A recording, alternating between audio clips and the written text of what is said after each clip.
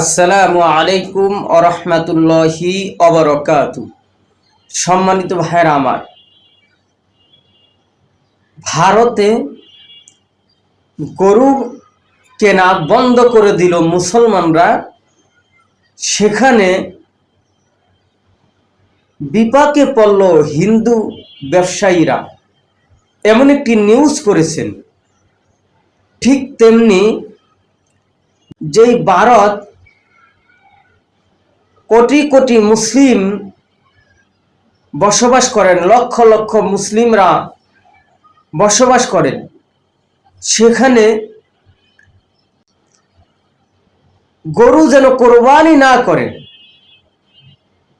গরু কোরবানি করা নিষেধ করেছেন। আর ওই ভারতে অনেক হিন্দুদের গরুর খামার আছে, হিন্দুদের গরুর ব্যবসা আছে, হিন্দু ব্যবসায়ীরা আছে। তারা কি করে, এই কোরবানি আসলে তা বিক্রি করে তারা লাভবান হয়, সংসার চালায়, তাদের অর্থনৈতিক জোগাড় করে। এই কোরবানি সারা বছর এই গরুটা লালন পালন করে, কোরবানি যখন আসে তখনই তারা এটাকে বিক্রি করে দেয়।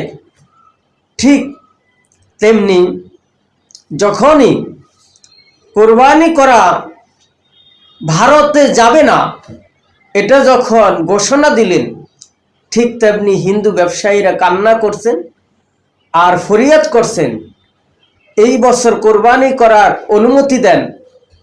ঠিক কোরবানি করার অনুমতি বন্ধ হয়ে গেল, কোরবানি করার অনুমতি দিল না। হিন্দু ব্যবসায়ীরা বিপাকে পড়েছেন। আজকে দেখেন, আল্লাহর একটি বিধান, আল্লাহর একটি আদেশকে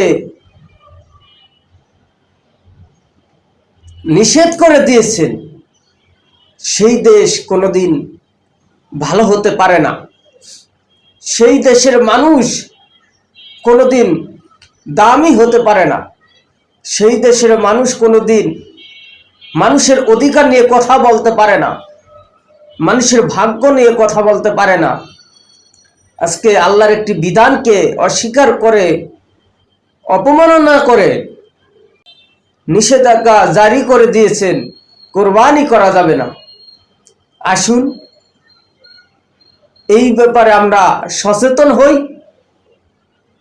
যেখানে অন্যায় আছে, যেখানে ইসলামের বিরোধিতা আছে, তাদের সাথে আমাদের কোনো সম্পর্ক নাই, তাদের সাথে আমরা কোনো দিন চলাফেরা করবো না, কোনো সম্পর্কই রাখবো না।